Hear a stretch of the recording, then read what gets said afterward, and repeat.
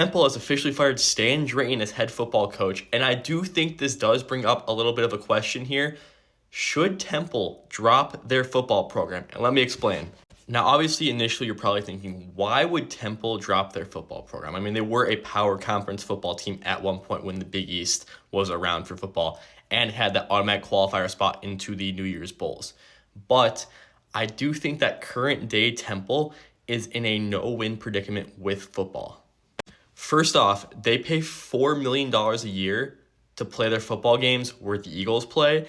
And because of that, they're not able to make really any money whatsoever to pump into things like NIL or something like that. Secondly, with the new revenue sharing rules coming to college football, where schools obviously give student athletes part of the revenue, that's just going to make it impossible for smaller schools that have problems with their budget already, such as a Temple. It's going to make it harder for them to actually compete at a national level. And I think Temple is already getting phased out of being able to do that. But with these additional rules, additional funding needed to be a good football team, Temple's going to have no shot to compete. Add that all on top of the fact that they're playing in the American Conference right now, which has alumni not at all interested. There's no regional games. There's no really good rivalry ties historically in the conference.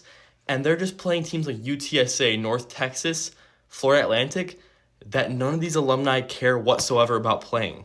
Add that all up, and it's a disaster for Temple football right now, and I don't really see a good shot of them ever being a really good, nationally relevant brand again in football. Now, obviously, you need to take an article like this with a grain of salt. I mean, you can see who wrote it. It's the guy who Joel Embiid got in a fight with because Marcus Hayes wrote negatively about Joel Embiid's family, which you just do not do as a writer. But I do think that Temple dropping football would maybe be the best case scenario for them, because then without a football program, they can leave the American and go to a more regional conference with more established rivalries they have, such as a Atlantic 10, which I think would be a really good fit for them. Or even because they don't have football and don't have to worry about football, maybe the Big East will give them an invite. Now, obviously, the Big East is a little bit of a stretch. Obviously, their basketball program has not been much better than their football program recently. But if they emphasize sports that they can truly be competitive in, such as a basketball, where they have a rich and storied history, there's no reason Temple can't be nationally relevant there.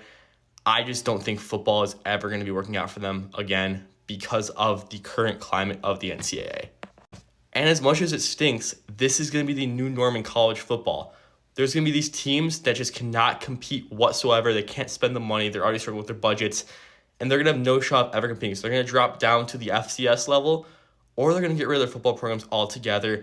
I think Temple could be one of the first dominoes to fall on this. I don't think they're going to get rid of football, but it might actually be the best strategical move. What do you think? Let me know in the comments.